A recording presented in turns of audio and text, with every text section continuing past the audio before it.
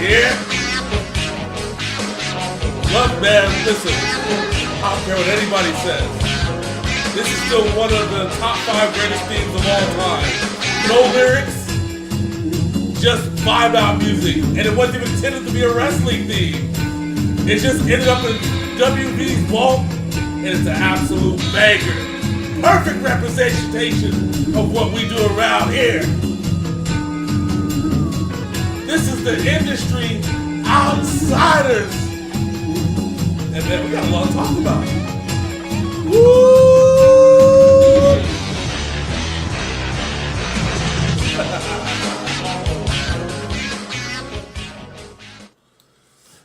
So this was originally supposed to be a video game podcast today. Oh, was it supposed to be a video game? Remember? We were talking about last week. We were going to do a video game podcast this week. Yeah, I know. But the events... But then The Rock happened. So... Listen. Sometimes... So, what do they always say when you buy a ticket to a wrestling show? It's right at the bottom of the ticket, sir. Card subject to change. Card subject to change. So and this week the card has changed a few times. It's changed every day since me and you have been talking about. Since we were watching. Since we had our last show last Saturday, it's changed every single day. We went from having Cody Rhodes maybe fighting Seth Rollins to then Cody Rhodes possibly going to do a 3-way dance to Cody Rhodes maybe not even showing up to WrestleMania at all to possibly like Drew McIntyre somehow wedging this to making this a fatal 4-way and then The Rock showing up. It's been a mess, and that was just the first 4 days of the week. At this point. So let's start here. Let's start here, okay? Let's start here. Cody Rhodes wins the Royal Rumble. Sweet. He points at the WrestleMania sign. He points at Roman Reigns. He's like, "That's your ass, Mr. Postman." Then, earlier that day of the Royal Rumble, The Rock was named one of the top guys at TKO Sports. Okay. Hi, welcome, Rock. Pleasure to do business with you. Hello, billionaire. Then we fast forward to Monday night.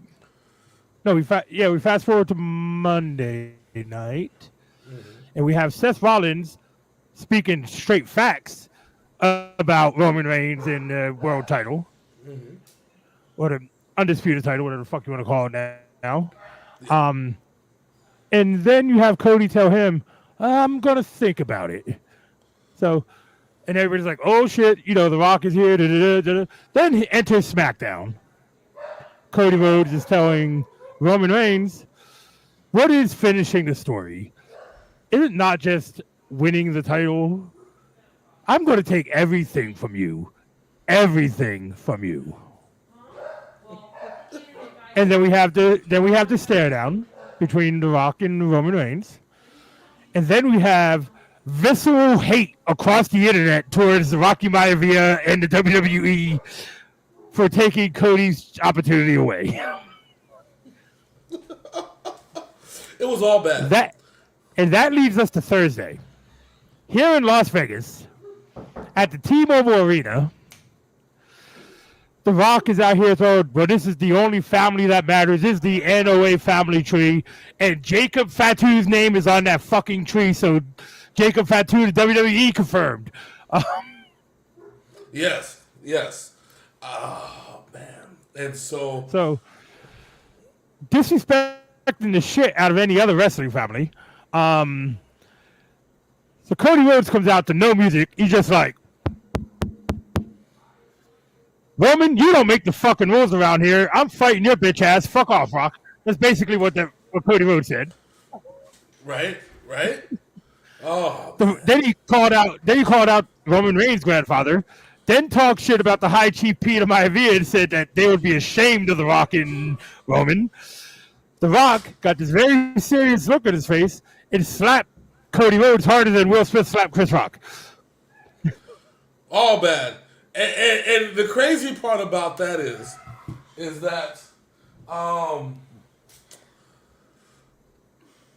all of this, again, all of this, we don't know whether this was the greatest swerve in the history of swerves, or this was how it was supposed to be, or what.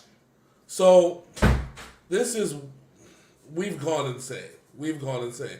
Speak on that for a second. I will be right back. Something just happened. Give me a second. I'll be right back. Speak on. You got to speak on it. I'll be right back. All right. I got you.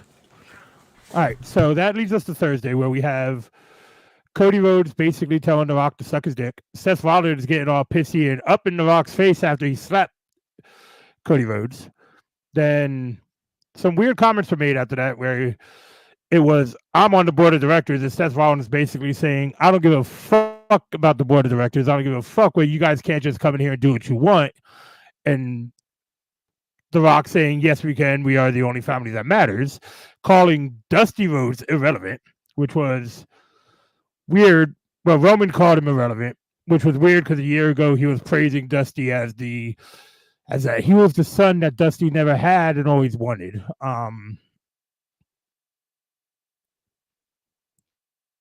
So that was a weird little thingamabob. But so this press conference gave us a few things. It gave us the Cody Rhodes finally taking a stand against bad creative decisions, or a work shoot, which when Hollywood gets back, I'll go into that, because watching videos online and seeing other reactors and discussions about the topic, there's some pretty good points that were made that I want to discuss with Hollywood in regards to this. So we'll go back to Cody and Roman, but we got to talk about Mommy Rhea Ripley going to be defending the women's title in Perth against Nia Jax. And please, God, don't let her have the hometown curse. Nia Jax does not need to have that title. Keep it on Rhea, so we get Becky and Rhea at WrestleMania. I believe Becky will win the Elimination Chamber. I don't give a shit who's in it. Bianca Belair, doesn't matter to me. Because we need Becky, Rhea. We're gonna have Bayley and Io. We got let's see. As far as the world title stuff is, Seth Rollins, it's looking more and more every day like it's going to be Drew McIntyre, and Drew McIntyre is being the perfect heel right now with the CM Punk things, the TikTok video talking about let's tear up these triceps, wink. And I prayed for this to happen, and the T-shirt and all that jazz. Drew McIntyre is on fire right now. And there's not many who are on the heel level in the WWE as him right now. He's on that complete disrespect shtick. It reminds me a little bit of Christian right now in AEW, but Drew McIntyre is just not talking about dead people's fathers. He's just talking about killing people's WrestleMania dreams. And he's been in this, oh, woe is me, I got screwed out of everything because of the bloodline, because of Jey Uso, because of this, because of that, because of Sami Zayn, Cody Rhodes, you brought Jey Uso to Raw, wham, wham, wham, wham, wham. Well, yeah, you did get screwed. Clash at the Castle was your night, and they decided to let Roman keep the title, Solo interfere, Roman keeps the belt. So, Mr. McIntyre, while I appreciate what you are doing right now, and I love the heel work, it's your best heel work in this company, at least, in a very long time. Because your first heel run when you were tag team partners with Dolph Ziggler and Baron Corbin was just trash. And that weird 3-man group with Braun Strowman. You all were monsters, but could not beat any of the small baby faces but you guys did have Roman Reigns and The Undertaker team up for a night and beat you. We also got, so there's some interesting stuff going on right now. We'll talk about some of the side stuff on SmackDown that happened. We got an excellent match between British Strong Style, Tyler Bate, and Pete Dunne against DIY. Reminded me of the old NXT days, NXT 1.0, where they had bangers after bangers down there. And I was surprised that Pete Dunne and Tyler Bate won this match to become the number one contenders to take on the Judgment Day. It's should be an interesting match because Finn Balor and Pete Dunne have history. Tyler Bate and Finn Balor in England have history. I don't know if Damian Priest has history with Tyler Bate. I know he has former Ring of Honor history with Pete Dunne. But I don't see them taking the tag titles off of the Judgment Day until Damian decides to cash in the Money in the Bank. I think so too. I think you have it there right on that one. I am going to be. Thank you for holding it down for a second. I'm gonna have to move my scenery because the cable upgrade, well, the fiber upgrades person, but we're still going to be on the same thing. So we're not going to cancel the show. We're not going anywhere. I'm just moving my computer somewhere else. So if you can give me like 3 minutes, just because it's a laptop, trust me.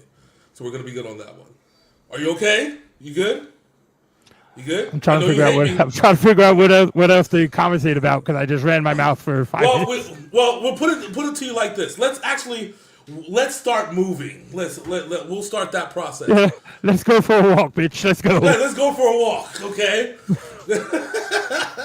welcome to Walking with Hollywood J. Blaq. Listen, it's gonna work, okay? It's gonna work. I gotta disconnect the camera for a second. We're gonna put you on solo, but I will still be here. Okay, just don't yell at me. All right, no, not me. You. Yeah, there we go. Yeah, you stay here. I leave, bitch. Yeah, exactly. You get it. You get it, you son of a bitch. But no, like I said, Drew McIntyre is on his best heel run right now. I am looking forward to British Strong Style Judgment Day. Should be a very interesting match. The dynamic between, and also to find out if R-Truth is going to be involved, because I think we're going to get the Awesome Truth against the Judgment Day for the tag titles at WrestleMania, and that might be when the Judgment Day lose those belts. Yeah, I think you're absolutely right on that one. Go ahead. I'm sorry. I didn't mean to interfere. Go ahead. You're 100% right.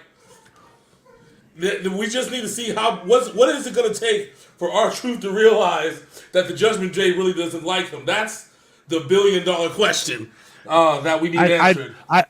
I loved his. Oh yeah, that was the reinitiation jump. What motherfucker? Hold on, bro. The fact that R-Truth is referring to these things as initiation tells me a lot about the world that he comes from. I just want to state that for the record. Okay. Well, K Quick was a thing at one point in time. So. Well, I mean, I know that. Okay, America knows that. At least I hope America knows that. If they don't, then we have a lot of education that needs to be educated in this world, unfortunately. Man. But speaking of back on the Roman Reigns Rock situation, I think there's one big thing that we didn't primarily discuss, which was The Rock had no business being as angry as he was. And I know that people are going to say, oh, he talked about what you call his dad. No, listen, he straight out prefaced and straight out told you that, oh, you brought up my dad. Well, let's talk about your family. Yeah, okay, so Roman said Dusty Rhodes was irrelevant, and then Dwayne said that they're the only family that matters. Yeah, about that. There's a 54-year-old in AEW who will strongly disagree with that statement. Very, very strongly, vehemently will disagree with that statement. I could picture Dustin Rhodes giving fucking The Rock a Canadian destroyer. I can just picture it. It'll be my pleasure if that happens. Because listen, I would be if that can end up happening, then we'll be doing great things. You know what the most important line that was said on SmackDown last night? What was it? When Triple H said, "This shit goes through me," basically. Yeah. He's like, I don't care what you. He's like, don't get it twisted. I run this shit. Yeah. He said, "Fuck who you thought I was, Rick James, bitch." That's what he said. Without saying. The Paul Heyman shit cracked me up too. The Braun Breaker. Oh, what do you mean? What happened with Braun? I must have missed that part. Oh yeah. So Braun Breaker was asking Triple H for some advice about what brand he should choose, either Raw or SmackDown. And Paul Heyman comes in and he's like, "Oh, hey, Ron." So he's like, "Can I have a minute with Paul. So going forward, they're no longer going to refer to him as Triple H. It will always be Paul Levesque now. So we need to get to doing the same thing. So he was talking to Paul Levesque, and he's like, "Oh, Braun Breaker, that dude's a superstar coming from a really crazy family." But anyway, a superstar that came from a crazy ass family. Yes, because Listen. we all know Scott Steiner is nuts and Rick Steiner is crazy. They're not crazy. They're just a different type of meathead, okay? I think people forget that. These two... You have 33 1/3 of trying to say they're a different type of meathead. The Rick Steiners are corn-fed meatheads, okay? They were the original Rybacks before Ryback existed. Just freaks of nature that could wrestle they fucking asses off. And that's the difference between, like, Ryback and everybody else. Because, see, Ryback can pretend to wrestle. Okay, the Rick Steiners are state champions when it comes to wrestling. They do not give. You know why Ryback existed? Why did Ryback exist? Because the WWE didn't want to pay Goldberg for nothing. Well, I mean, Ryback versus Goldberg would have been at that time the biggest match in the history of wrestling if they would have just pulled the trigger. Listen, it would have been worth. Listen, so you gonna tell me at the height of Ryback's career, when the crowd was just chanting and treating him like Goldberg, that wouldn't have been a money match? Fuck that feud with CM Punk. Because that was Feed me s'mores. Feed me s'mores. Feed me s'mores. Fuck that CM Punk bullshit in that whole feud. You giving him right back with Punk. Hey, that feud gave us one of the greatest factions of all time in the Shield. So I'm not, that's not up for debate. We're not saying that. I get that. But what I am saying is that we could have done a lot more money with that. Okay, fine. We can still bring in the Shield, and there's plenty of enemies for the Shield to beat up on. The Shield didn't give a fuck. Okay, let's just call a spade a spade. The Shield give a fuck who you were, how famous you were, how infamous you were. None of that shit. The Shield gave zero fucks, and that's what made it special. All right. So the one thing I do want to say though. First things first, how does The Rock's biceps fingers have biceps? Because he caught Cody Rhodes, but did you see the muscles in the fingers of The Rock right at the impact? Every muscle in The Rock's body is on steroids. That's why. Every fucking muscle. All right, but here's the greatest part. This is the greatest part of this of the whole shit. So when they showed The Rock versus hold on, wait, give me a second. I gotta be. So he's talking about the graphic for Rock versus Roman. Sorry, go ahead. No, go ahead. I was telling him what you were going to talk about. No. I was just gonna say that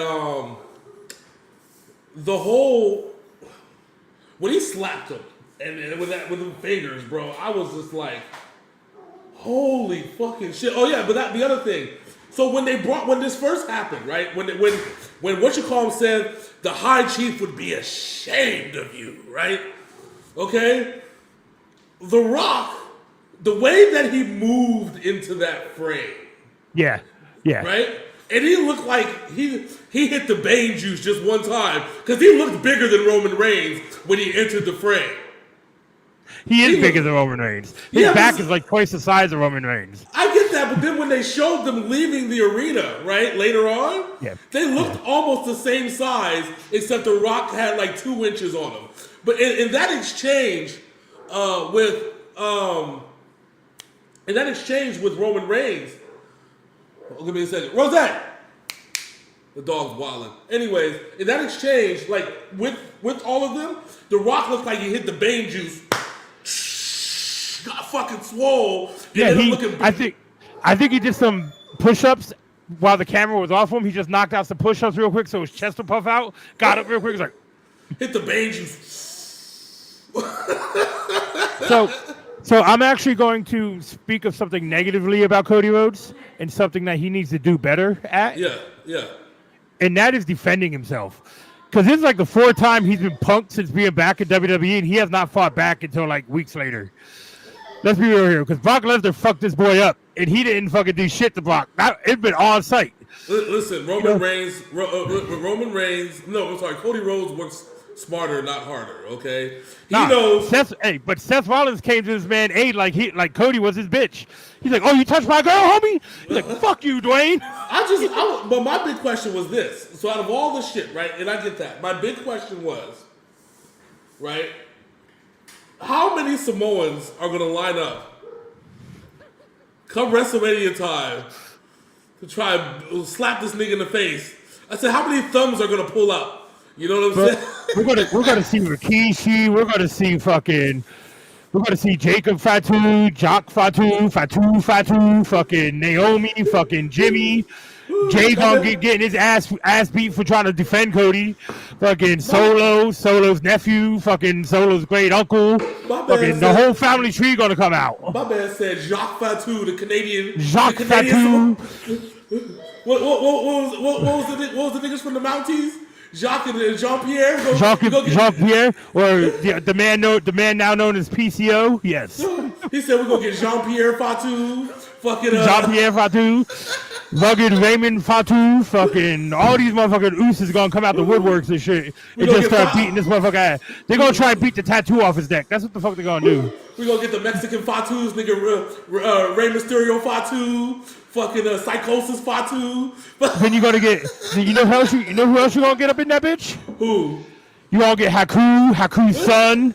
You gonna get all these motherfuckers. He said the beef is so deep we're siding with the Tongans now. Because you gotta think about it. They tried to use Haku's son as a Mexican before. Remember when he was Hunico's bodyguard? Oh, I haven't forgotten. And I'm sure Camacho hasn't forgotten either. Yeah, Camacho. You gotta see fucking Hunico pop up. You gotta see fucking Rey Mysterio, Uso and shit. You gotta see Sammy Uso's gonna come back for one night just to kick Cody in the face and shit. I was like, you know what you would look like? You look like a great Mexican. I can just imagine. I can't even understand Vince's logic. Oh, you're Haku's son, huh? You know what you look like a great Mexican. He's like, you and Hunico look like the same race, so now you're Mexican. Put on some fucking corduroys. Get on the fucking bike, you bitch. Put on a wife beater and give this little Latino a ride. This motherfucker. It makes me realize that Vince McMahon is also a fan of Friday. And that's what makes me realize. Because you know that's what he was going for. You know that's what he was going for. Don't forget, Vince McMahon is one of the rare white people to say the N-word on a TV show and not get banned for it. Oh, my God. Yes, remember. Not even John Cena did that. Not even John fucking Cena. No, because even John Cena looked at him like... And then you had Booker T and his fucking ass. Tell me he did not just say that. So, all right, let's get back. So as I said while you were gone, I've been reading up on some blogs and watching some videos in regards to the Rock and Cody shit, and some good points are made. So on SmackDown, Cody, and I said earlier, Cody said, "I will take everything from you." Yeah. So one of the things that was brought up is, how do we know that this is not the plan for Cody Rhodes and The Rock to take everything from Roman?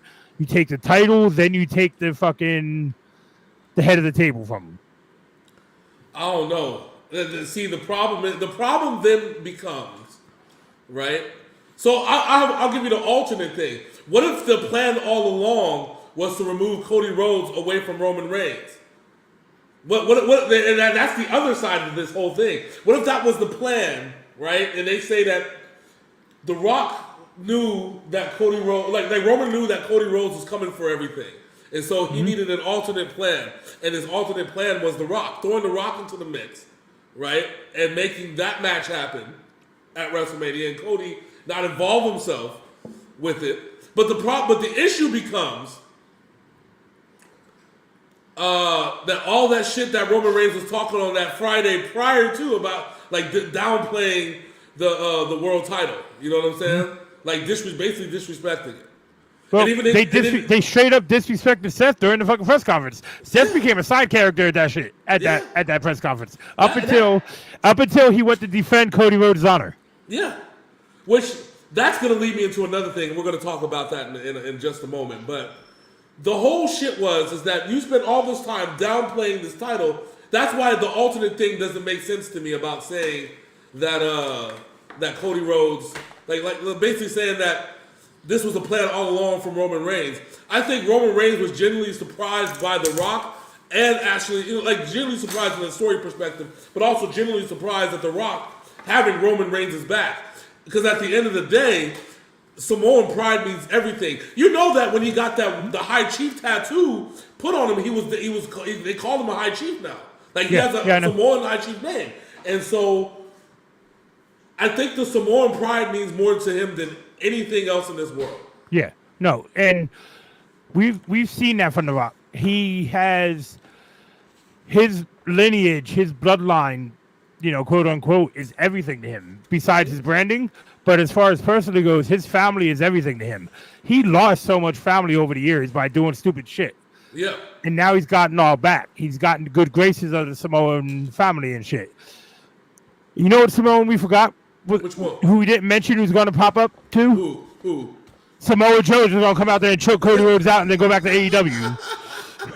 I told you, all the niggas going to line up. It's going to be like that episode of The Simpsons where everybody's lining up with the bats and shit ready to beat the dude's ass. That's exactly how that shit's going to be. And I am absolutely 100% here for it. Listen, sign me up for that shit because random Samoans popping out. But then as long as we get a Dustin Rhodes sighting fighting everybody, because Dustin don't give a fuck. Yeah. Absolutely zero fucks. Brandy doesn't give a fuck either. So listen, if we can get that. Hey, Brandy gonna get jumped by Naomi and fucking Jimmy Snuka's daughter. Fucking Tamina. Listen, Terry Runnels might take out the fake boobies just to get a few hits in just one time for the one time. And listen, hey, what you call him? And Dustin Rhodes, Dakota, she kind of thick. She might can throw a slug or two. I know that her daddy taught her. Just saying, bro. Like, it's gonna go down. This is gonna be the Rhodes versus Samoans. The last time somebody called the Rhodes versus the Samoans, Andre the Giant was involved, and fucking the Junkyard Dog was involved. I put that shit on there. The Road Warriors were involved too. Remember? Yeah, the Road Warriors involved. It was hell. Okay. Nikita Koloff became a face to fight in that fucking battle. Dude, that shit was fucking hell, dude. I have, my God. Whenever you have the Koloff, the Junkyard Dog, and Dusty Rhodes fighting against all the Samoans and Andre the Giant, yeah, it's a problem. It's a fucking problem. And I don't know what to ever fucking think. I saw that match. Like, you can go on YouTube and find that match. That match was ridiculous. I had never seen so much meat inside of a match at one time ever in my entire life.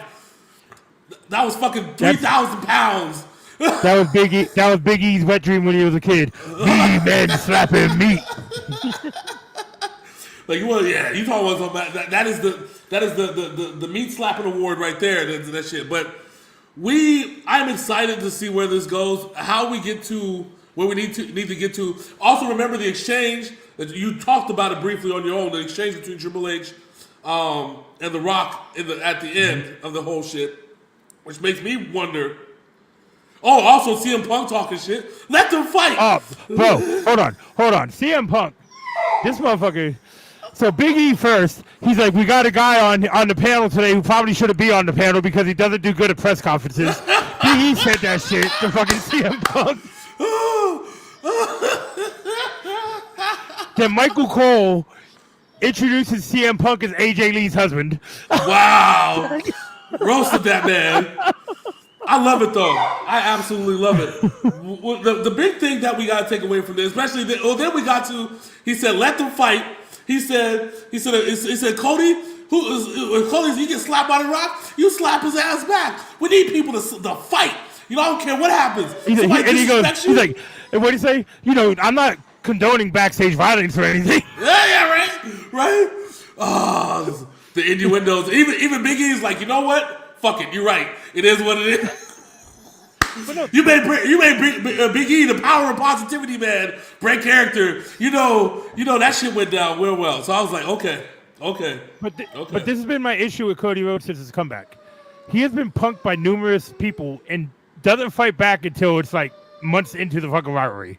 Yes. Like Nakamura went at this man. Damian Priest went at this man. Brock Lesnar went at this man. And now The Rock slapped this man in the face. Seth Rollins stepped up like he was fucking Cody's husband and shit. it was like, Rock, you don't come in here and do that fucking shit. You're a fucking part-timer. I don't give a fuck what seat of the table you at. I don't give a fuck. Fuck you. Fuck Roman. Fuck your mom's mama. Fuck the Beastie Boys and the Dolly Llama. he told Triple H, she's like, you better fix this shit. I was like, damn, Seth. I'm telling you. All right, boy. So that's kind of why I'm hoping, like in my heart of hearts, I am hoping that we are going to get, that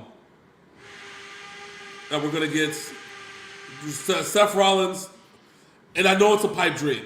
Just hear me out for a second. Just hear me out. Seth Rollins and Cody Rhodes versus The Rock and Roman as a tune-up match for WrestleMania, because we got 6 weeks even after that. I hope they do it. That's the match I want them to do at Elimination Chamber, because they need star power. They need star power on that card. That's what I'm thinking, and that's what has me thinking. Like, Elimination Chamber, yes, is going to have the chamber match. Okay, I don't even know if there's going to. Did they announce a women's chamber match yet?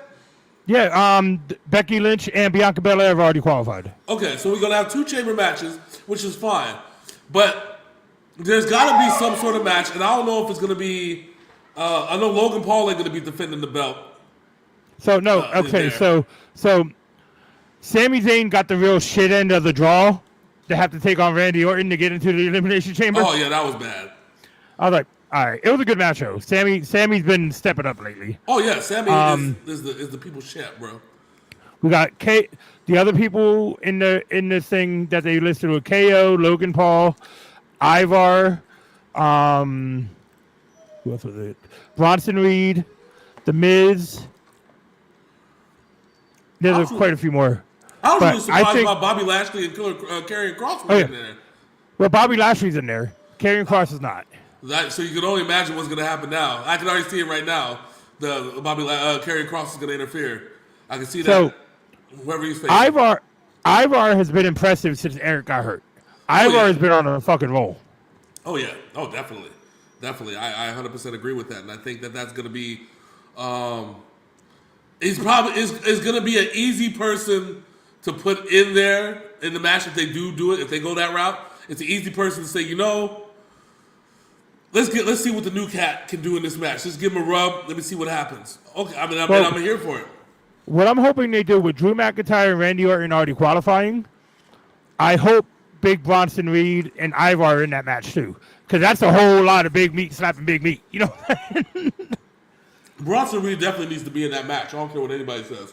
Yeah, Bronson Reed, him and Ivar I think they both need to be in that match, unless they're taking on each other in that the qualifier. Yeah, they both need to win. They both need to win and be in that match, because I think it'll be something special with those 2 big boys and how they move. Yeah, is Austin Theory in the match? No, that's weird. Is Grayson Waller in the match? No, the one that. Hold on, let me get the participants real quick. Go ahead and talk for a minute about something. Go ahead and grab those participants. I think. Yeah, we need some star power and shit like that in this match.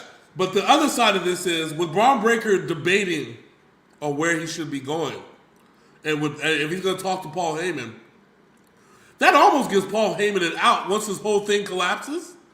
If Roman Reigns is trying to, if Cody Rhodes is adamant about the problems, because remember last year the video that he put where he said basically. He said once you lose your title, Jay leaves, and then Jimmy leaves, and then Solo leaves, and then you don't have a wise man, and then up there you're all alone, a chief without a tribe, and that whole situation. Paul Heyman would be right there, right next to Braun Breaker, just fall right into the fucking shit. Be like, and we know how Paul Heyman works. You know what I'm saying? We know how. Yeah. You know what I'm saying? He's going to have... If Roman Reigns falls, he's going to be gone for a while. Yeah. Okay, so here's what we got for the qualifiers. Randy Orton and Sami Zayn. Randy Orton already won that match. He's already in. Mm-hmm. Drew McIntyre, AJ Styles. Drew McIntyre won that match, so he's already in. Yep. So we have left. We got Big Bronson Reed. We got Kevin Owens, Logan Paul, The Miz, Bobby Lashley, Ivar, Dominic Mysterio, and LA Knight. I honestly think Drew McIntyre is gonna win it. Yeah, Drew's doing his best heel work right now, and he is like trending on every social media platform just because of the bullshit he's talking. Dude, when USA and fucking Peacock and fucking and even SmackDown, the show that you're not even on, retweet your shit, your heel work, that's when you know you've reached another fucking level. Listen.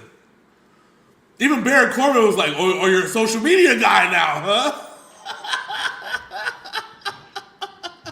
So, I think but see, it's perfect though, and let me tell you why. Drew McIntyre wins, sets up SummerSlam for CM Punk.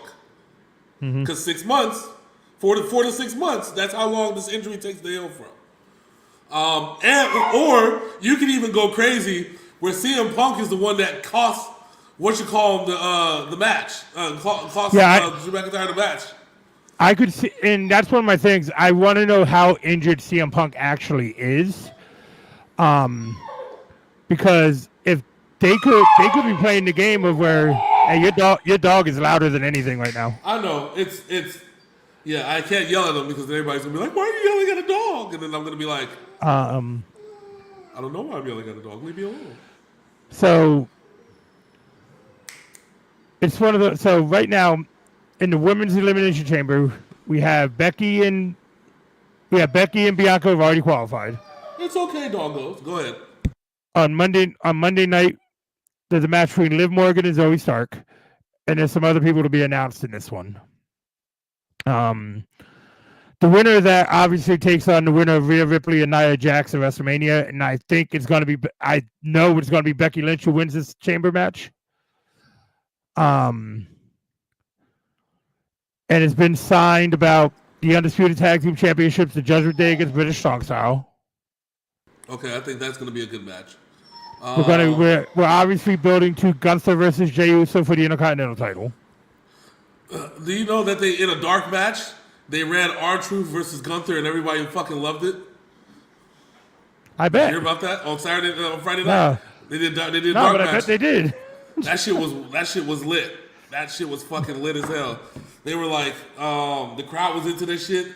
Even Gunther knew his role. And if they do something like that, that could be like a WrestleMania thing. But I know that Jey Uso already put his stake up for the title, which I'm like, okay, are we doing this at WrestleMania or are we doing this in Elimination Chamber? No, I think it's gonna be announced for Elimination Chamber because Monday we have Imperium versus the New Day and Jey Uso. Well, Elimination Chamber's in 2 weeks, ain't it? Yes. They have one more Raw, one more SmackDown before then, and that's when all the matches will be finalized.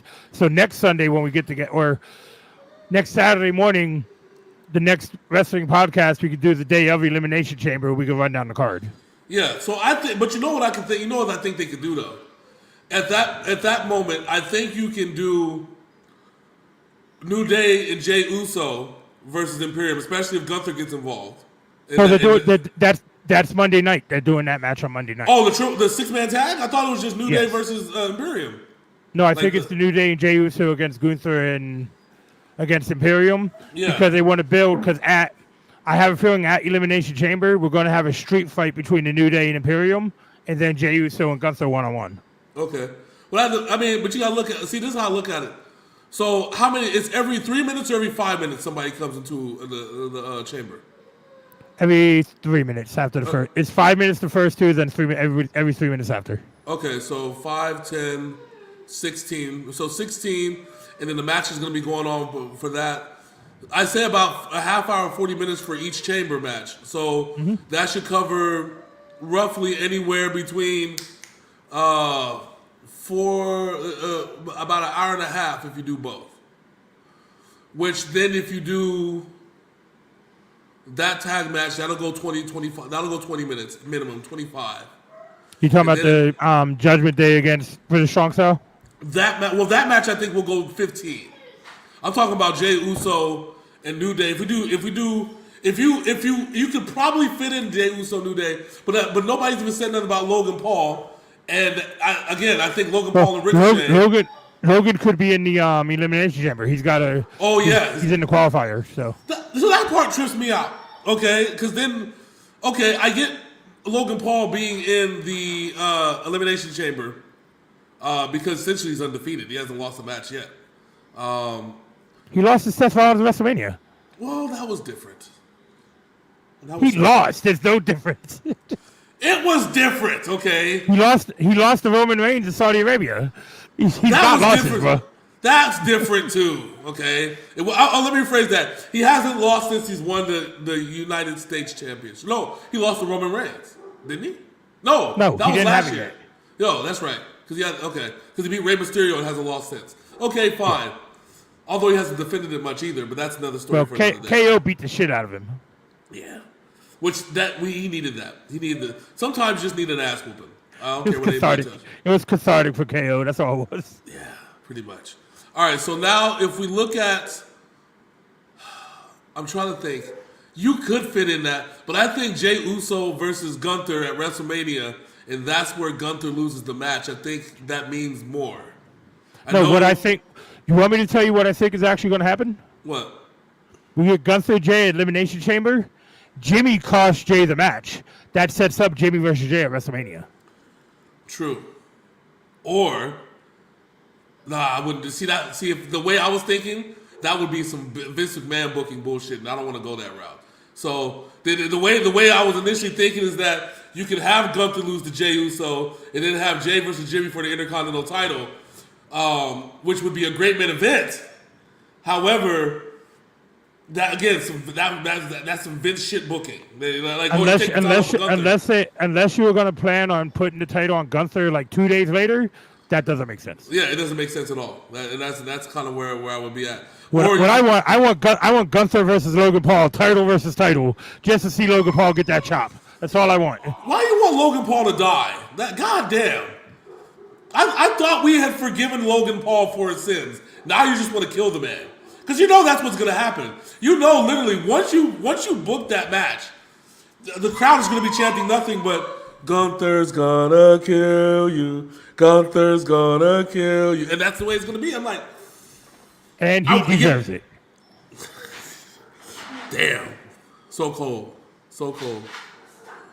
So I want to break away from WWE. I want to break away from WWE 1 second and congratulate Sting on winning his final major title in a wrestling organization before he retires, when him and Darby Allin beat Big Bill and Ricky Starks in what was a great match. But the image after the match is what everybody's talking about. The Young Bucks covered in blood standing over Sting's dead body and Darby Allin's dead body and Sting's kids' bodies, and because the Young Bucks absolutely obliterated Sting and fucking Darby Allin after that match. That was bad. I'm like, is this the way that we're gonna put the titles on the Young Bucks? Is this how in Sting's retirement match? The Young Bucks kill him. That's basically. So I mean, I'm here. Good job, Tony Khan. Good job, Tony Khan. No, it was a great angle. It's a great angle and a great way to do things. In my head, it still leads to the Young Bucks winning the tag team titles, and that doesn't sit well with me. Although, again, it would make it hilarious because since they're EVPs and they're on this new path, heel Young Bucks acting like EVPs, they can book their own matches. They can say what they want to do what they want to do. It's good storytelling. It'll be great storytelling. It's basically what Jim Cornette thinks of the Young Bucks coming to real life, and I'm here for it. So when in the match did Hangman Page become the heel and Swerve become the face in that feud? Because Hangman Page was acting like a bitch after that match. You don't get your title match. Wah, wah. 5 more minutes. No. You don't get no 5 minutes. Go fuck yourself, Swerve. Double turn. That's what it is. Double turn. I was like, they just made Swerve a face in like 10 seconds here. Yeah, they did. After he's been just a shit heel for the last 2 years. Yeah. Organically a face, though. Because people love the dance. They love the thing. They love what Swerve does in the ring. See, Swerve doesn't have to cheat to win. He just... Prince Nana should never be a face. That's all I'm saying. Listen, he's the happiest man in the world. Why can't he be a face? You're right, but...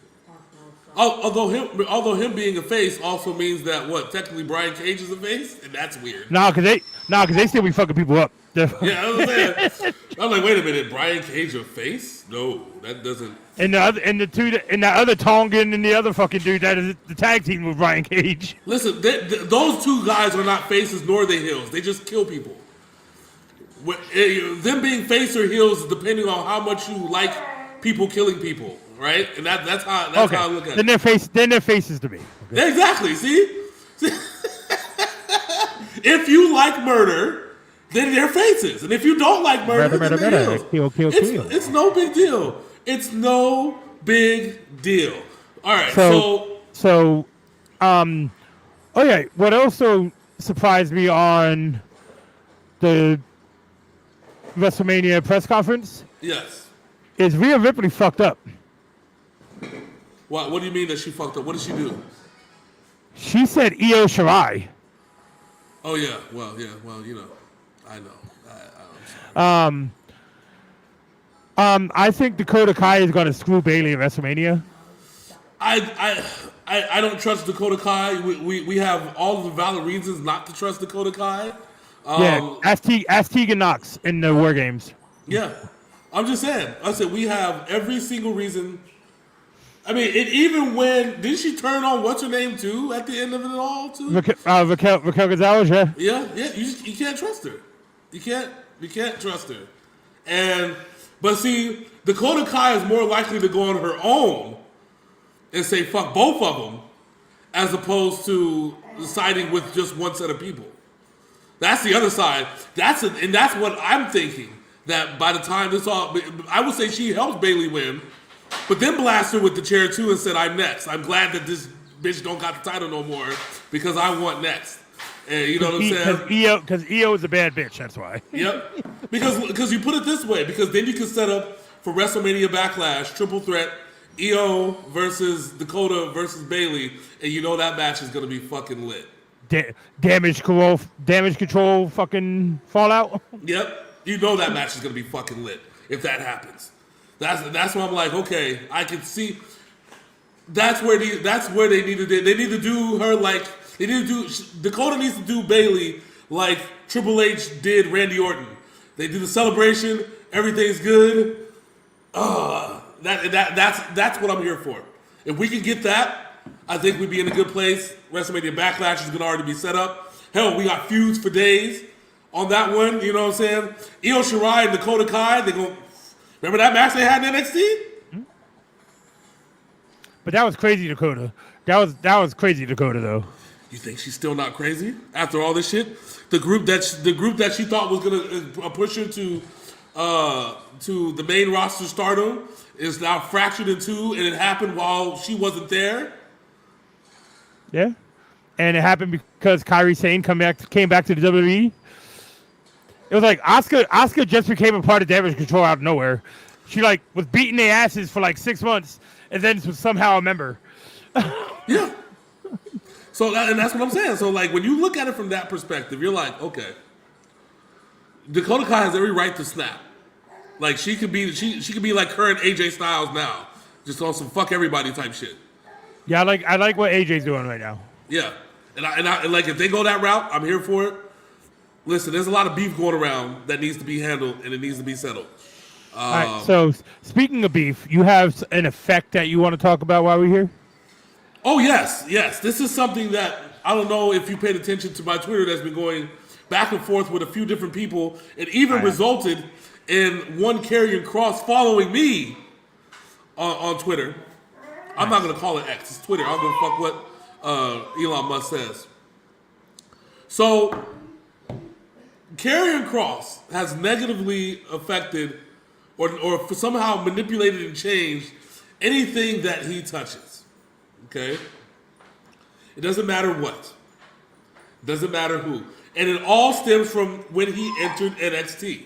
Okay? So when he came into NXT, right? Karrion Kross, he changed the dynamic of how NXT worked. Okay? He changed Finn Balor. He changed Keith Lee.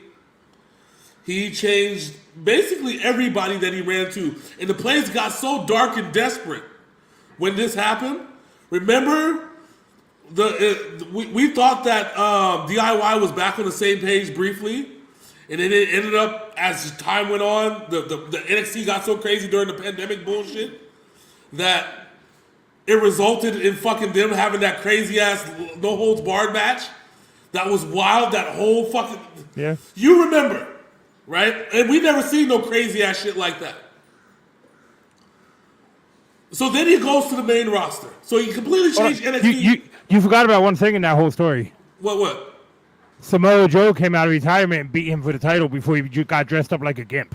Yes, and even then, so when that happened, it was so bad that Samoa Joe had to come out of retirement, okay, and fight this man. And then once that happened, they completely changed NXT. Remember, it went from being the black and gold to being all these bright colors now. To being NXT Fruity Pebbles edition. Yes. The darkness was purged and gone from NXT. It now has all these bright colors. The arena was brighter. You could see everybody. It was wild. Okay. But then you had with Karrion Kross. Yes, they put Vince. We have word by Vince McMahon that he dressed him up as some sodomizer, what's the word I'm looking for? Submissive sodomizer looking person. You know, looking back at it in hindsight, are we sure that wasn't Vince's outfit when he was doing the shit he was doing? Then that was what I was gonna say. You think about that. This was weird, some kinky sexual bullshit, and now Vince McMahon is being busted for some kinky sexual bullshit. Okay? He's like, Karrion, you remind me a lot of me when I was 30 years old. Put on this put on this gladiator outfit. And then, who was I won't add the ball gag right now. And you're going to lose to Jeff Hardy. Okay, now you got that. Who was his first opponent when he wrestled for the first time? It was Jeff Hardy, right? And Jeff Hardy, after that situation, a few weeks later, he straight out walked out of a match. After he was tagged in, he walked out of the match. It was him and Drew McIntyre. It was him and Drew McIntyre the tag match. He got tagged, laid down, and just left. Yep. And he wasn't on. Jeff Hardy wasn't on drugs at that time. Super uncharacteristic of Jeff Hardy. Period. At least not on drugs. If you would have said he was on drugs or he was drunk, then you'd have a leg to stand on. He wasn't. He was sober. Then he signed with AEW, did a dance on the ramp while his brother was getting his ass kicked, and then he ended up back on drugs again. Yes. Well, liquor. But that's okay. Either or. It's fine. But that's what I'm saying. So he changed him, okay? Then Karrion Kross disappears, okay? And then he comes back. Who's the first person he fused with? Drew McIntyre. Okay? What's happened with Drew McIntyre since then? Become the best goddamn heel in the business right now. All right? So now, he did have beef with Shinsuke Nakamura. What happened with Shinsuke Nakamura since then? I forgot. That was like a 2-week beef. Doesn't matter. It still happened. And then AJ Styles. Yep. But him touching Bobby Lashley and the Street Profits made them faces. Yes, because nobody was buying Bobby Lashley as a heel. Well, and the Street Profits. The Street Profits are too goddamn happy to be heel. Yeah, nobody was buying them as heels. No, not a single soul was buying them as bad guys. Not a single fucking soul on planet Earth. Oh, you're jumping the tag teams we like? Cool. We love you guys still. We love you, Bobby. We love you. Montez, we can't hate you because you're married to Bianca Belair. And we all love Bianca Belair. I'm saying. Exactly. So Karrion Kross had to show them who they really were. Okay? And now he's continuously showing them who they really were. Faces. Even made it so much. Oh, here, how about this one? I got an alternate one for you. Carlito was never eliminated from the Royal Rumble. Yeah. Okay? Carlito, so Karrion Kross threw this man outside the ring, no, he threw a man under the ring, okay? Came back in, he didn't come back in, he was on the ropes. He never went over the top. He was on the outside after, right? And Karrion Kross was fighting Carlito at the Royal Rumble. Bobby Lashley sees Karrion Kross, goes to charge him. Karrion Kross gets out the way, and now all of a sudden, Carlito, who never went over the top rope, is now eliminated from the Royal Rumble. You tell me how that works. Because I spit in the face of bad refereeing.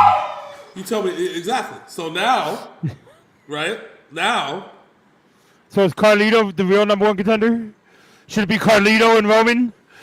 Is Carlito going to finish his story? Because he damn sure ain't finishing an apple he pulled out of his pants. And that's the point I'm trying to say. Karrion Kross has fundamentally changed the people that he has feuded with, faced, interacted with in some way, shape, or form. So I have a question. Are you surprised that WWE brought back the AOP with a wrestler who they screwed out of money in that one promotion? True, but I'll give you something about AOP, and that's another thing. Let's talk about AOP for a second. What does Karrion Kross and AOP have in common? They all live by the books, basically. Well, think about this for a second. So Vince McMahon, so they were absolute monsters in NXT, right? Yeah. And I know that this is a common trend of Vince fucking with people once they go to Raw, and I get that. But they tried to put Karrion Kross in a sodomizer suit. He tried to put AOP in actual suits. Don't forget, they took away Scarlett, and they took away Paul Ellering from AOP and stuck fucking Spud with him. Yeah, and you think about it, and that's what I'm saying. And they took away Paul Ellering. Remember, they put Paul Ellering. They fired him. They fired him, and they put AOP in suits.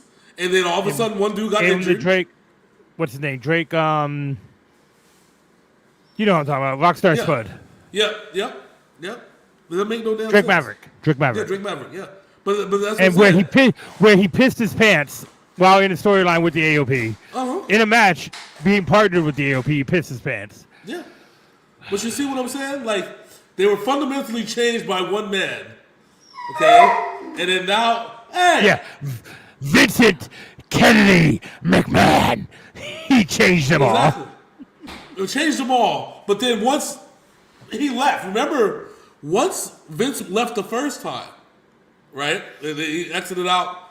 He then became. We started seeing more Karrion Kross, more of the Karrion Kross we know and love from both TNA.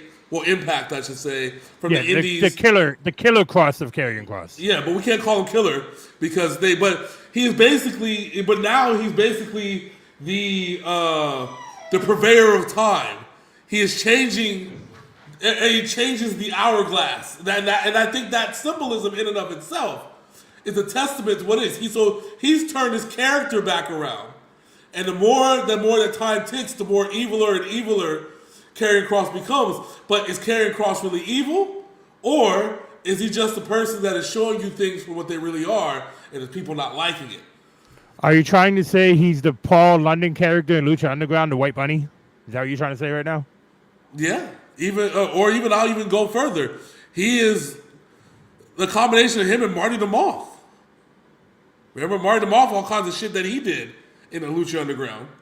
Didn't they have matches in Lucha Underground, Marty and Karrion Kross? Yeah. Because remember, Karrion did do the stint in the end of that. So towards the end, yeah. I'm just saying, if you think about that for a second, but if you notice he posted a vignette on Twitter that showed the similarities between him and Kevin Sullivan. Mm-hmm. How he's leading what you might call a cult, but he's trying to show you things for what they really are. Remember, Kevin Sullivan, when the Dungeon of Doom, he was trying to show you Hogan is not really the person that you are. Even though Bobby Heenan was trying to tell people the whole time that this wasn't the case. Bobby Heenan was trying to tell people that shit since WrestleMania 1. Yeah. So he really had to, he's really been out here, like Kevin Sullivan's really been telling people at that time that Hogan's not who you think he is. Like, he's more evil than you could ever imagine. And it's crazy to think that there was a moment with Kevin Sullivan where, and it's the promo where, if you look it up, Hogan shaved his mustache and went into the depths of the Dungeon of Doom, right? I can't see. It's so cold. Why is it cold? Right? Yeah, that bullshit. Do you remember what happened like 2 months later? Yeah. He became Hollywood Hogan. So you know who the mastermind behind it all is? Is Kevin Sullivan? No. The Yeti. The Yeti? The Yeti! You say this is all the Yeti's fault? When him and Paul White gave the big gyrating hug to Hulk Hogan, it changed the atmosphere. It took everything. It turned it on its head. It changed everything. It changed everything. Because Hulk Hogan, the American hero Hulk Hogan, got raped by 2 giants. One in a mummy outfit, and one they claimed to be Andre the Giant's son. It wasn't rape, it was sodomy. And the only difference is penetration. Anyways. The Big Show, Paul White, or the Giant docked Hulk Hogan during that, okay? The only person I ever worried about situation was like that was Heidenreich and Michael Cole. Because Michael Cole's never been the same after that. Let me read you some poetry, Michael Cole. While taking him from behind. That was the... Yes. Hey, why did Pat McAfee bring up a coal miners reference on the fucking press conference? Not the coal miners. What? Yes, Pat McAfee said the coal miners. Oh my fucking God. Dude, even Pat McAfee disrespected the title. He said Seth is the invisible man. Dude, there's gotta be some payback for that. I don't care. Seth needs to show niggas what it's really about. Okay. My man Roman said, "At least I'm not out here wearing my wife's shoes." Wow. What if instead we get The Rock to accidentally join the Elimination Chamber, not accidentally on purpose, join the Elimination Chamber and challenge Seth for the World Heavyweight title? You know, I actually thought that was going to be part of the end game. Because I thought that the Elimination Chamber would be like for the U.S. title. Logan Paul would have to defend it in there. And I thought they were going to put The Rock versus Seth Rollins. And I'm like, that's money. But you really can't back off of Drew McIntyre right now. No, you can't. You got to go all in. Although, it would be absolutely hilarious if Damian Priest cashes in the Money in the Bank on The Rock after he wins the title and you leave with nothing. No, you know what's going to be fun? No, you know what's going to be the funniest thing? What? Say Drew McIntyre beat Seth Rollins for the title. All right? Damian cashes in on Drew. That's going to make Drew snap. Oh, yeah. I think he might hit the nigga with a bell or some shit. Drew's going to be more of a menace. Drew's going to be more of a menace than he is right now if that happens. We might be able to get full broken dreams. Fucking Drew McIntyre. If we get full broken dreams, Drew, I'm absolutely here for it. So Drew McIntyre has rarely cuts a great promo. The promo on Raw was a great promo where he's like, "Don't worry, Seth, I got this. I'm talking right now." Like, God damn it, Drew.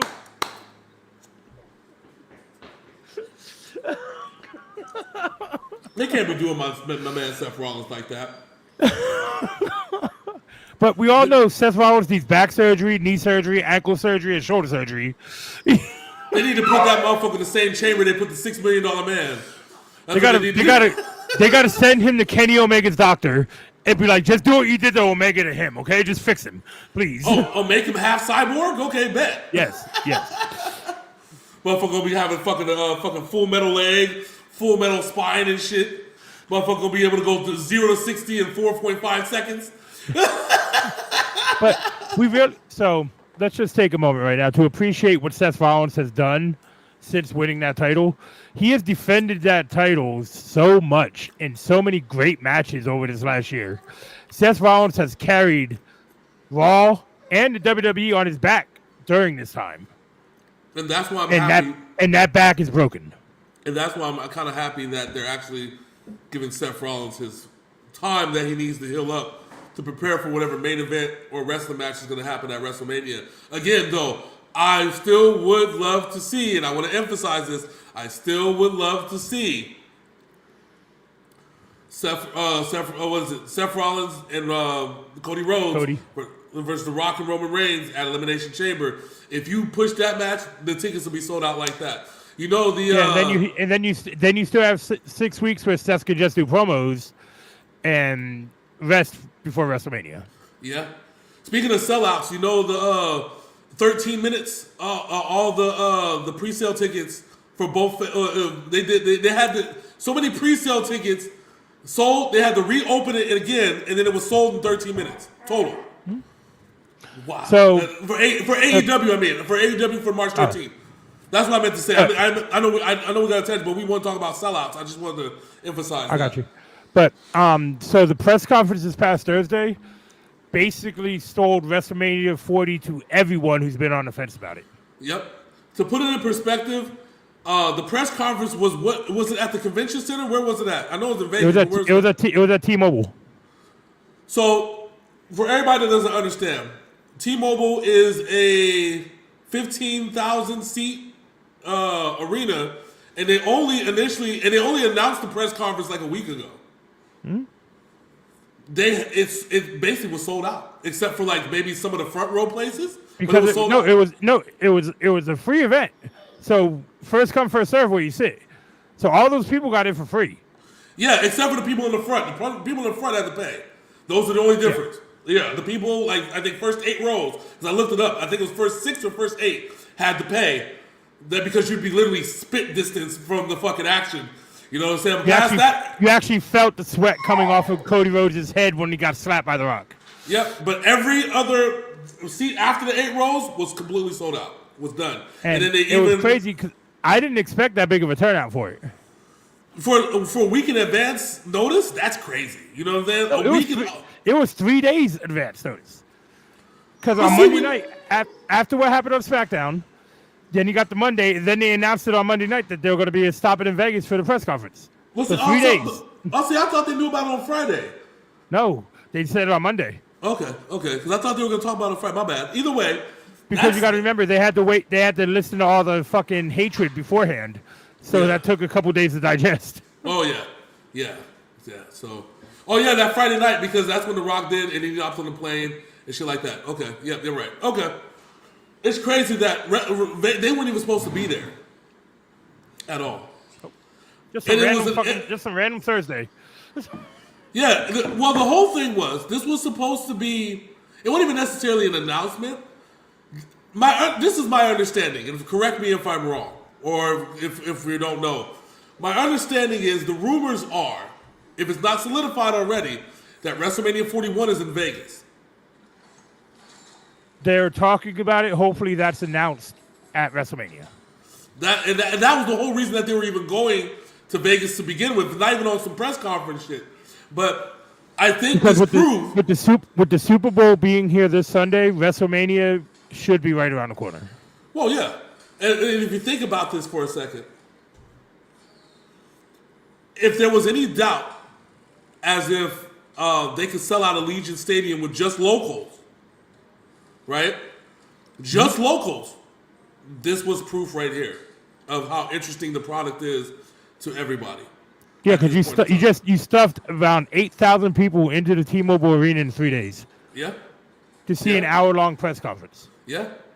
Yeah, that's what I'm saying. So when you look at and Mr. Whippy, the man forever known as Mr. Whippy, said Cody Rhodes could run for president. He is so over as the top face of the company. Cody Rhodes is over like Rover, baby. And that's somebody said. And somebody questioned. They said that Cody Rhodes is going to be more over. I said, how do you become more over than being the top face in the company? Like, dude is absolutely over, but yet somehow, with everything that's happened, especially with CM Punk hyping it up now. I love when CM Punk hypes shit up. Somebody slaps you in the face, you're going to beat their ass. Keep that man away from press conferences and backstage violence, okay? Every time I saw CM Punk, I was thinking of that meme that says Mark Phillips instigator. And it says Philip Brooks instigator, backstage instigator. It reminded me, I forgot who that one dude was back in the day. Remember he said, the boys in the back, they've been talking and they don't like you, bro. You gotta go do something about that, bro. I forgot who that dude was. Perfect, though? You know what would have made it more perfect? What? If before Cody came out, if Wade Barrett just walked up, Roman Reigns, I got some bad news for you. I want Roman Reigns and Cody Rhodes to be a Hell in a Cell match. And I know they probably won't do it because Hell in a Cell is like 3 pay-per-views after that. But I feel like that's the only way that you can convince me that the Bloodline isn't going to interfere in this fucking match. But having it the way that it is, I honestly think that somebody's going to interfere in this match, and it's going to be on the benefit to Cody as opposed to Roman Reigns. So I don't know. It's going to be Dustin. It's going to be Dustin. Like, oh my God, AEW superstar Dustin Rhodes. You know, had this been in Texas, I would 100% agree. I don't know. If maybe what you call maybe if The Rock is the special guest referee. Oh my God, The Rock's the special guest referee. And Rock bottom is Roman Reigns for Cody Rhodes to win.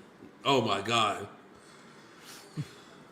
And then that sets up Rock versus Roman Wrestlemania 41 in Vegas. True, but I'd be like, we've seen this story before. Hey, it was only twice in a lifetime, okay? 3 times in a lifetime. That's right, 3 times. So, we don't count the tag match against the Awesome Truth, okay? Well, let's try. We'll never see Rock and John Cena on the same team ever again in life. Shit, they were going against each other in Fast and Furious, so it don't matter anyway. Right? I told you, never on the same team ever again. Family. Family. But I think that we've now set ourselves up for a really good wrestling season. Not just from WWE's perspective. Oh, we got to talk about one last thing. I don't want to talk about the. Yeah, I knew you were going to bring this up, and I'm pissed off that they did it because Scott D'Amore brought Impact back to relevancy over this last 2 years. Brought back as being light work. He saved Impact Wrestling. Let's not get it twisted. He saved Impact Wrestling. He made it so he put the corporate shit on his fucking back. Worked with other promotions to get people into the building. He negotiated contracts with superstars to get them into the building.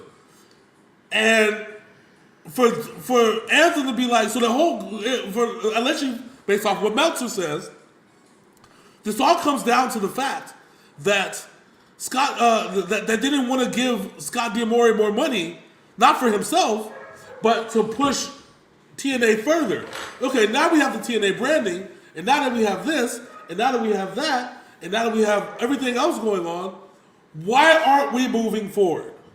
We need to, especially, you want Access TV to move forward. Also, you have Scott D'Amore you also got Scott D'Amore having a working contract for WWE to get Impact wrestlers to wrestle at WWE. Jordynne Grace has no fucking ties with WWE, but she was in the Royal Rumble. Dude, Trinity is still working TNA matches. Yeah, she is. They have a running contract, and I knew this was going to happen when Nick Aldis joined the management team because of Mickie James. Yeah. I knew that Impact and WWE were going to have their cross shit. But Jordynne Grace of all wrestlers, coming into the Royal Rumble and not getting jobbed out, but going in there and making a fucking difference and just showing what she's made of on that big of a stage. Mm-hmm. Scott D'Amore needed to be treated better, and I fucking hope the WWE gives him a fucking job. Well, see, here's the thing, and this is just my thought process, and I want you to hear me out for a second. Okay? At this point in time, from my perspective, WWE is in a place right now of stability. I think it's probably the most stable that it's been, especially with Vince completely gone. The Rock is on the board, which means that both The Rock and everybody can benefit. They're going to be able to benefit from this partnership. Like we're in agreement with that, right? Like this, like yes, Rock is on the board, but remember he also has the XFL he bought from Vince that helps out the partnerships that they have. And then him and that other federation, that other football league combined. So you got the United Football League this year. Yep. And so I think, and in my heart of hearts, and I know maybe not what you want, but I think it's what wrestling needs. Mainly because I honestly feel that Tony Khan is absolutely overworked. And there's been flashes of the product being bad, right? Like there's some good points. Me and you are in agreement that that AEW has the best wrestlers in the world. But Yes, we also agree they have some of the best wrestling matches in the world. yeah, they have best wrestlers in the wrestling matches in the world. But where WWE succeeds and AEW fails, it's its presentation. Like the why are we watching this? Okay? I feel like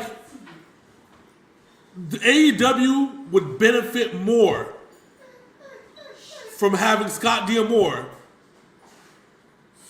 run like half of AEW. And I want you to and hear me out for a second. Right now, as it stands, Tony Khan books the pay-per-views. He books Dynamite. He books Rampage. He books Collision. And he books Ring of Honor.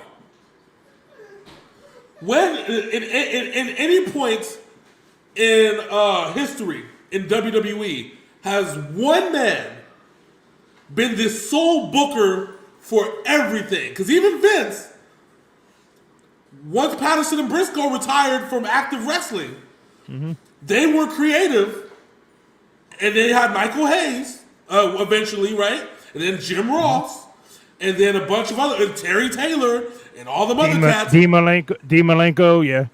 Yeah, all them cats booking and producing wrestling from the late 80s going all the way on. And still to this day, you have Shane Helms, you have Fit Finley, you have all those guys in WWE. You know who we have to give flowers to real quick? Who? Tyson Kidd, because he's the one who booked the Bailey EO segment from last week. There you go, and that's what I'm saying. So there you have that. Like that's a perfect example. Tony Khan, as much as I love the man for what he's done for wrestling, he's in over his head right now. Because now, when the attendance is coming down less, right? In the live show attendance, pay-per-view numbers are up because, again, it's still wrestling that people want to watch on pay-per-view because it's wrestling. And you don't have to tell a story on pay-per-view. You just got to finish matches. Yeah, you have to finish the story, okay? And that's what pay-per-views are about, finishing whatever stories that you're telling. But the problem with AEW is they don't tell stories. And that's a big problem. But I think they don't tell stories because they don't have time to tell stories. If you had to book 4 episodes of TV per week, are you more care about the stories or you care about the wrestling? What's going to be your primary function? They should have never went to 3 fucking AEW shows live a week. That should have never happened. No, and I'm 100% agreeing. And the only reason that they did that was because of CM Punk with Collision. CM Punk was supposed to be Collision was supposed to be CM Punk's show, and CM Punk booking the show. Now we're back to Daniel Bryan's not even booking Collision now. Like he's there and he's like the creative force behind it, but Tony Khan's still booking it. So how about this? Scott D'Amore takes over Ring of Honor and Collision. I would even say Ring of Honor, Collision, and maybe even Rampage, because essentially you're booking. It really depends though, because Rampage is filmed the same night as Dynamite. So I guess you can say, just like you said, you're right. I think you're absolutely right about that one. Have Ring of Honor and Collision. Give that to Scott. Hire Scott D'Amore, pay him, back up the Brinks truck for this man, and pay him to be in charge of those shows and run them to his heart's content. Make it. Just tell him the only option is to make it better. So John just said Linda and Vince McMahon can't get a divorce because there's too much money and assets involved, and that's the reality show we need. Oh, just Linda visiting Vince in prison and shit. Listen, you know what? I'm here for it. A lot of people will tell you that, we don't need no drama. Yes, that drama is real. I want to find out everything. I want to find out how deep the rabbit hole goes with Vince McMahon. Okay? At this point, I don't want to know what kind of sexual depravity this man has been doing for the last 60 years. You don't even have to imagine. You just gotta I'll put it to you like this. If you're a 50 to 60 to 70-year-old billionaire, and your wife looks like the fucking crypt keeper,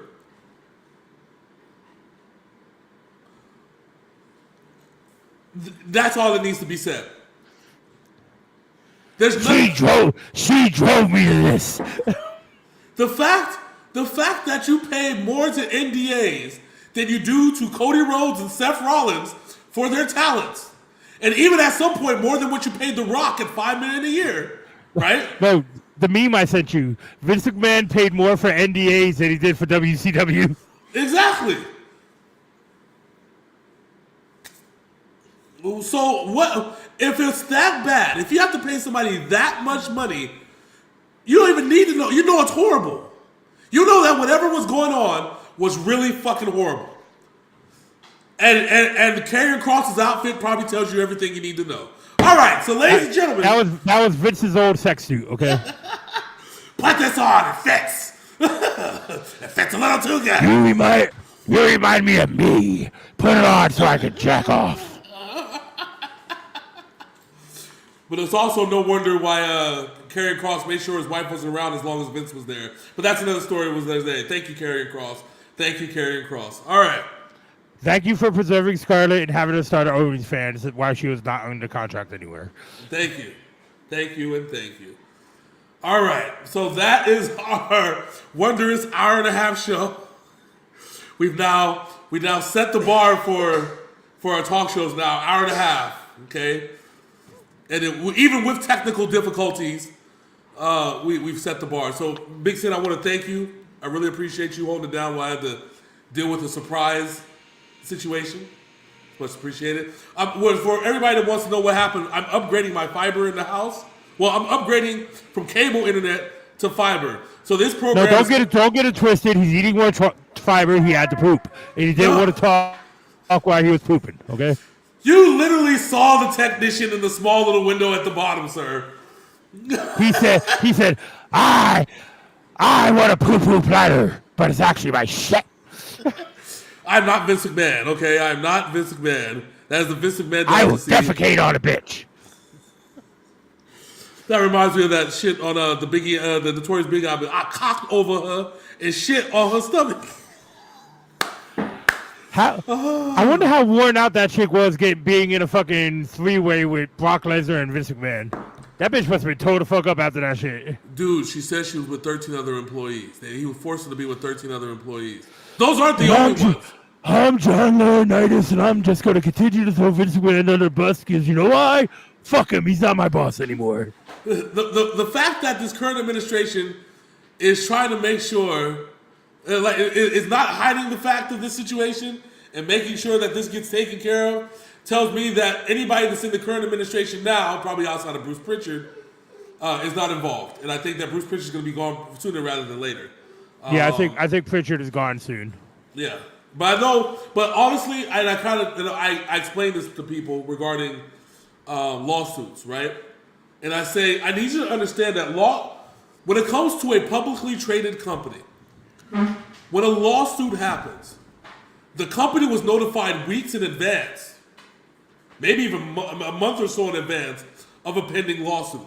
Like, because there's negotiations that happen between this lawyer and that lawyer and their lawyer, and when the talks break down, that's when these lawyers get involved and they put in the lawsuits. But then these lawsuits go to the board. The board knows about the lawsuits because the lawyer presents their internal legal team presents it, and then they set up the defense. That's why they had no problem throwing Vince McMahon under the bus and saying, "No, this is on him. We've already talked about this a year and a half ago. These were NDAs made simply by Vince McMahon and not WWE." Oh, yeah, and that's the other thing. If you are on a board of a company and you are signing NDAs on behalf of that company, the other board members need to know about the NDAs. Yep, and that's what. And they also need to be notarized. Vince's lawyers should be thrown in jail too for just letting this man send out paperwork that's not even notarized. Yep, I'm telling you. So when you look at it from that perspective, then you already know that this is going to be a world of shit for Vince McMahon. And the fans are looking into it now, too. Mm-hmm. Country Road. It's up to 14 women now, ain't it? Yeah. Yeah. And now we brought out the old thing with Ashley Mazzaro with the initial complaint that she had, but Vince McMahon told her to put that shit away because they didn't want to ruin the relationship that they had with the military. But I have to ask myself, and I say self, you realize only a couple years after that they stopped doing it on basis. Yep. So I think that's a bit telling. Yeah, especially when those shows were some of the most popular shows going at the time. Oh yeah. Remember me and you? We were very in awe that they were doing the tribute to the troops. Like we were that was an amazing thing. Stone Cold Steve Austin stunned Santa Claus at a tribute to the troops. Exactly. It doesn't get much better than that. It doesn't get much fucking better than that. So all right, ladies. Justice for Vince McMahon's victims. That's all I'm going to say. That's the last thing I'm going to say. Yes.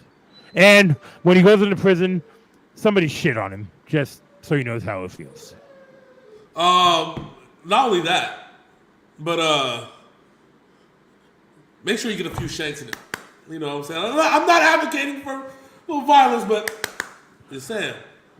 Well, and also pass him around like Ja Rule's jewelry. And you know what else you can pass him around with like Ja Rule's jewelry? Please pass around us here at Sinful Blaq. Go ahead, like, comment, and subscribe. Ring that bell so you know more Sinful Blaq drops. We got some brand new reactions coming out tomorrow. Grind Mode Cypher and the new Tech 9 Collabo song, baby. Yes, sir. It's about to go down with the go down. So, until next time, that's my man Big Sin. I'm your boy Hollywood J. Blaq. This is the Industry Outsider Show. And we are out this thing. Until either a couple weeks from now or some crazy shit happens, we are out this thing. Deuces. Actually, it might need to be next week because remember, the show's in Australia. Oh yeah. So it's gonna be it's gonna be at like 2 a.m. So you'll be seeing us next week.